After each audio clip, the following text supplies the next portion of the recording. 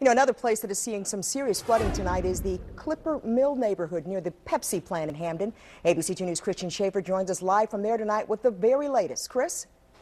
Yeah, Kelly, you know, this is in the Hamden area, and a lot of people who have lived here a long time like to come down here and take a look at the Jones Falls when it gets up this high. You'll notice it's not raining on me. That's because I'm standing directly under the Jones Falls Expressway.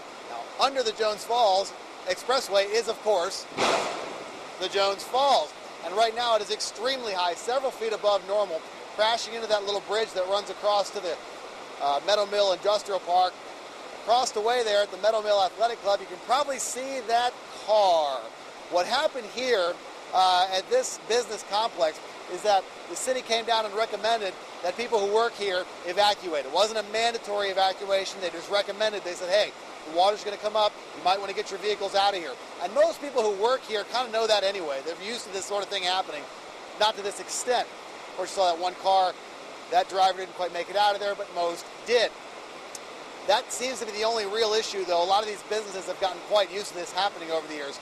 A little bit to my north, out in Mount Washington, they've evacuated the Mount Washington Mill business complex as well for a similar reason, because the Jones Falls runs right next to it, and they're worried that the water might come up and inundate the cars that park in the parking lot out there by that Whole Foods in Mount Washington. At this time, there's no reports of any injuries, and the evacuation in this area was voluntary. In that area out in Mount Washington, it was mandatory, but again, a lot of the people who work in that area are used to the situation and managed to get their cars out of the way before the Jones Falls rose to the level that's at right now. I just got off the phone with an official for the Baltimore City Fire Department who said that the only other area of the city that's experiencing any problems right now is down on the east side on Eager Street, a manhole that's the water's coming out of the manhole onto Eager Street right now, the 400 block.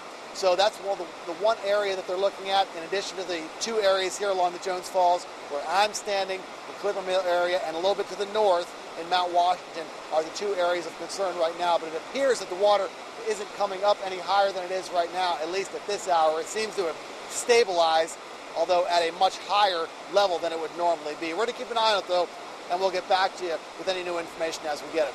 We're in Hamden, Christian Schaefer, ABC2 News.